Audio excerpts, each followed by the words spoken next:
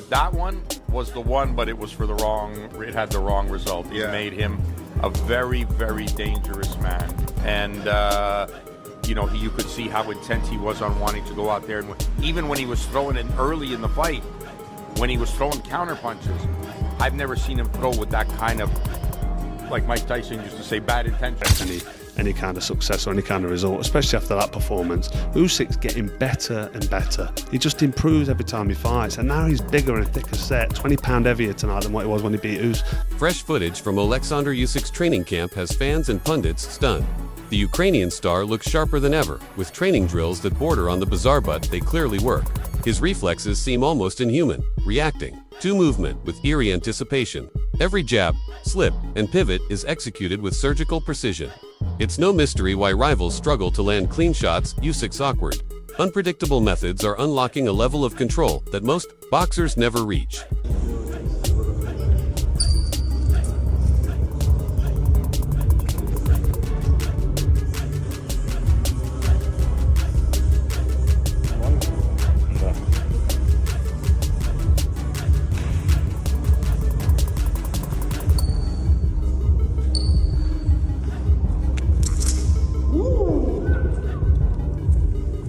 Doubts surrounded Usyk's ability to keep beating younger, stronger heavyweights. But when he stepped into the ring with Daniel Dubois again, he silenced every critic. The rematch wasn't just dominant, it was a tactical masterclass. His precision and calmness under pressure made Dubois look ordinary. Analyst Russ Somber said it best. Usyk came in with a purpose and dismantled his opponent layer by layer. The message: he's not slowing down. The division still belongs to him. I was surprised. Yeah. I was surprised because I had never seen him so intent on wanting to knock somebody out. It's the quickest knockout he scored, I think, in his professional career. Yes, I'd even have to at look at it. cruiserweight. Yeah, I'd have to look to be sure, but it's the quickest knockout he scored. He was a man on a mission. He was really personally hurt and offended by the remarks made by Team Dubois. Yeah. By George Fox, Don Charles' son. By Don himself, questioned. I think the straw that broke the camel's back was questioning Usyk's faith. Yes. Now you could question a lot. You can question his skill, question boxing, or whatever you want. Questioning his faith, bro. Yeah. That was something that really hit a chord, and you don't often. Tyson Fury couldn't get to he tried Usyk every head mentally, game in the right? book. But that one was the one, but it was for the wrong. It had the wrong result. It made him a very, very dangerous man, and you could see how intense he was on wanting to go out there. And even when he was throwing it early in the fight, when he was throwing counter punches, I've never seen him throw with that kind of, like Mike Tyson used to say, bad intentions. Yeah, bad intentions, yeah. He was throwing with bad intentions, yeah. Usyk's legacy isn't just measured in belts or highlight reels. At the height of his success, he left the sport temporarily to support Ukraine during a time of war. In doing so, he became more than a champion, he became a national hero. That brave decision drew admiration far beyond the boxing world. Once underestimated, especially by fans in the UK, Usyk has erased all doubt. His combination of technical brilliance and personal sacrifice places him among the sport's legends. Usyk's involvement in the war began when he enlisted in the Ukrainian Territorial Defense Forces after the Russian invasion. His decision to fight for Ukraine has had a profound impact on the country, making him a symbol of hope and resistance. Usyk's presence on the front lines has boosted the morale of the Ukrainian military and civilian population alike. So this man kept his heavyweight championship, continued to be heavyweight champion, no losses, nothing on his record, and still went and defended his country during war. Given that, you gotta give him the greatest heavyweight fighter of all time. His accolades inside the ring match it. But now that I find this out, that the man was in the front line, and they said that even after the Fury fight, he was keeping in contact with the soldiers, and he was, boosting the morale and boosting his countrymen and raising money for the war. Regardless of politics, whether the war should be going on or not and who should be killing who, it don't matter. The man went to war. Carl Froch has been vocal about Usyk's rise, praising how the fighter evolves with every match. Froch has little faith in Joseph Parker as a threat, citing his inconsistency in past defeats. Usyk, he argues, has already done enough to retire. With honor, he's won across divisions, defended world titles, and dominated elite opponents. Facing lesser names now won't elevate his resume. Many agree that Usyk has little left to prove he's already reached rarefied air. Heavier tonight than what it was when he beat Fury, which I said earlier. He just looks like a big, solid heavyweight, big, solid, dangerous heavyweight, but I'd like to see him retire. He's 38 years old. Eventually, it's going to catch up with him, the age, and there's nothing left to do. He's made an absolute fortune, and he don't need it anymore. He's done it.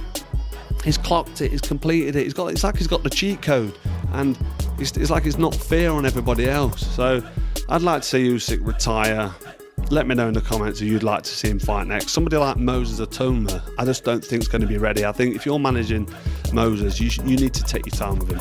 You can't be chucking him in there. People say, yeah, chuck him in there with him, fight him, see how he goes. If he gets beat, he's lost to Usyk. But it could destroy his soul. It could take away that young, promising prospect that Atoma is. He could have a good future, and to fight somebody like Usyk now, if he got wiped out and got disheartened, it could be the end of his career. So I just think Usyk now, really, nobody can say anything to Usyk if he retires now after that win. He's done everything there is to do. Fury twice, AJ twice, now Dubois twice. There's nobody else left to beat.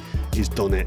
Usyk should just hang the gloves up. He's been a fantastic addition to the heavyweight division since coming up from cruiserweight. He's been absolutely brilliant, and what he did tonight against Dubois was nothing short of just, he made it look easy. And I don't want to disrespect Daniel Dubois, but he just made it look easy, and he does make rounds look easy, doesn't he? Whoever is in with, whether he's in with Tyson Fury, whether he's in with AJ, he makes it look easy. Although Joseph Parker's name keeps being tossed around, most analysts shrugged it off.